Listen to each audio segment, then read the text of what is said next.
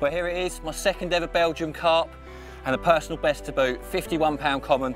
I'm absolutely over the moon. It just goes to show you, find the fish, get on them, simple rigs, and you can catch beauties like this. I'm buzzing. Gonna get him back and try and catch a few more.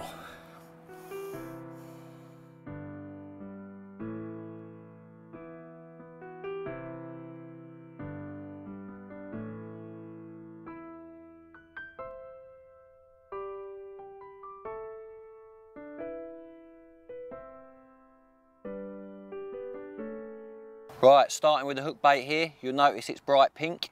Originally that was a 10mm milky toffee, and what I've done to that is added a little bit of squid flavour, a little bit of plum flavour and a tiny bit of sweetener. And once those baits are drawn on those additives and they've gone dry, I added the old squid goo, the supreme version. It's really thin and that cuts deep inside the bait. Now, the reason I use pink is I've had great success on that in the recent seasons. In my opinion, it's the new white, the new yellow. It's a great colour, and whenever I've used it, I've had great success. Moving down from that, you'll notice that the first part of the hair as such of the rig is peeled, and it's the only part of the rig which is peeled, and that just allows the bait to have a little bit of natural movement and allows the hook to do what it needs to do, catch into the fish's lip.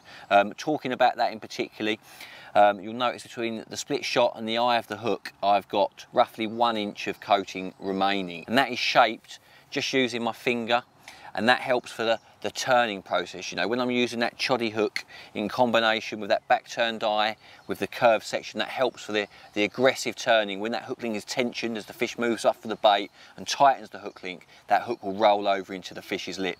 Now, don't be paranoid about the fact that I'm using a size 8 hook. Think that that's a very small hook for big fish. Let me tell you now, I've caught a lot of good fish on this. Moving down the rig, got a split shot, you know, nothing less complicated than that. You know, you could use putty, but I find split shot doesn't move, to nip it on there, and that Dyneema core that's inside the braid is as tough as old boots. You ain't going to damage that.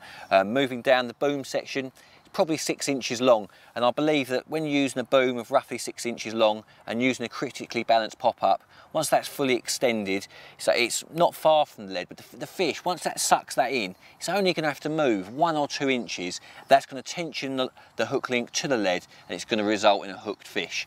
Moving down, you notice I've not got a quick link. I'm straight onto the ring swivel of a hybrid leg clip.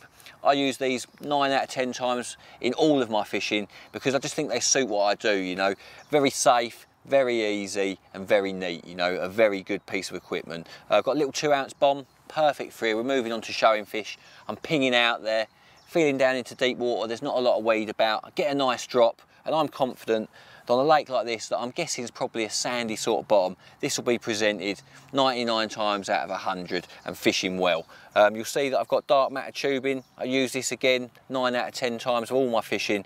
It's very heavy, very supple, very easy to thread and very user friendly. So there you have it, that's the rig I'm using here.